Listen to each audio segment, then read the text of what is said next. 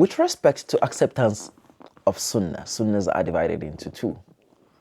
There are sunnahs that everybody accepts, that nobody denies them except a kafir. But before we go there, let's remind ourselves, what do we call sunnah? Sunnah, according to the scholars of Islamic law, is an act performed by the Prophet Muhammad sallallahu alaihi wasallam. Remember the three conditions: consistently, in public, and what? There's no evidence that it is actually an act that is compulsory or is an obligation. So back to business. There's some sunnahs that nobody would deny them except a kafir. A kafir is an unbeliever.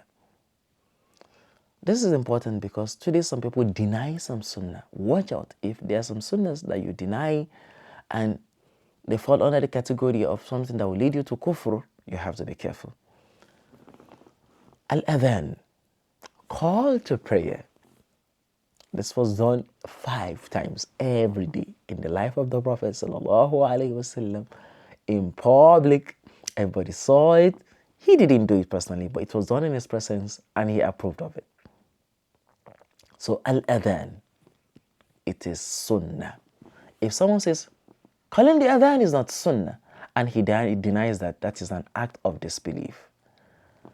Observing salat, the 5 daily salat in congregation, is also another good example. There are other sunnahs that we say la yarduha illa mubtada'.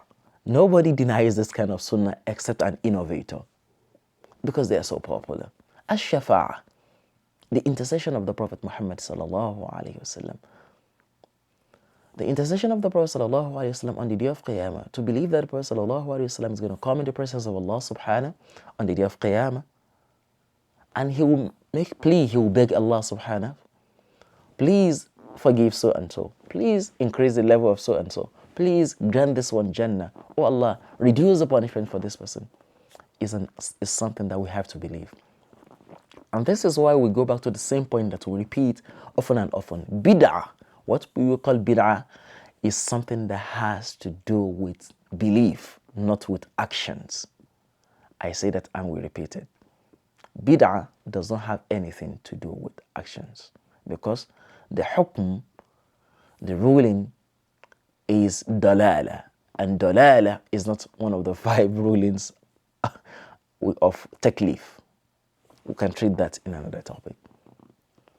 Denying the hawd of the Prophet sallallahu alaihi wasallam, that the Prophet sallallahu alaihi wasallam does not have a basin of water from which people will drink on the day of Qiyamah, is only rejected by people who are going astray, who are innovators.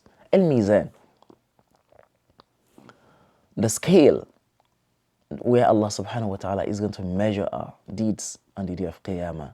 To deny this is an act of bid'ah, which is an innovation. It has something to do with your belief system.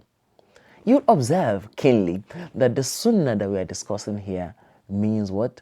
Actions and also narrations from the Prophet Muhammad sallallahu alaihi wasallam. And this is where this interfaces with the definition of sunnah according to the scholars of hadith.